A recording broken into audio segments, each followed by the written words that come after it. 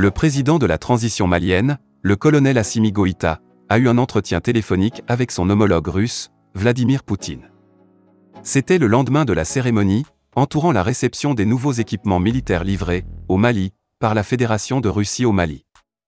Dans cette interview qu'il nous a accordée, il y a quelques jours, le président Assimi Goïta est revenu, en exclusivité, pour le Canard déchaîné, sur cet entretien téléphonique.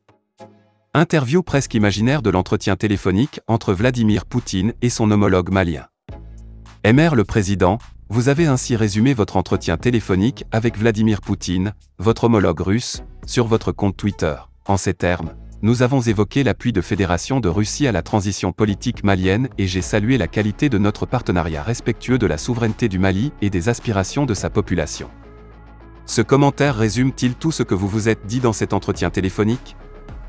Non. Mais pour un résumé, c'en est bien un. Mais pas tout à fait comme les autres. On nous a dit que vous parlez au téléphone, comme le font les vrais amis, qu'en est-il ? C'est bien cela, qui a mis en rogne le président Macron, qui remarque, chaque jour qui passe que, la coopération militaire entre pays, ce n'est pas la gueule. Il a des exigences. Car, la parole donnée, doit être sacrée, pour les uns et pour les autres. Mais pas, simplement, pour les uns et pas pour les autres.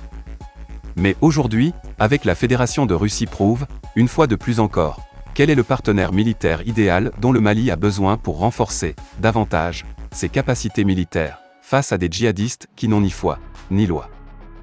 Récemment, les attaques terroristes se sont multipliées, notamment, à Tessie, avec un bilan exceptionnel de morts de nos soldats, 42.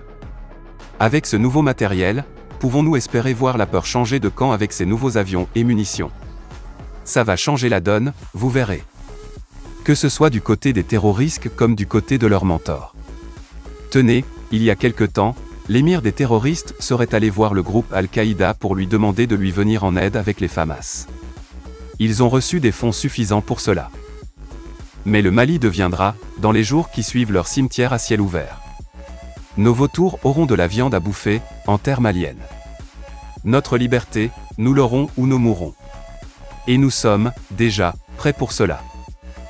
Peut-on savoir ce qui se passera dans les semaines ou les mois à venir ? En tout cas, cela doit être clair pour les terroristes et leurs mandants, celui qui tente d'agresser le Mali ou les autorités maliennes le paiera de sa vie. C'est sûr ? Certain. Nous allons leur montrer que le Mali est notre bien commun à tous. Pas question de le saucissonner pour qui que ce soit.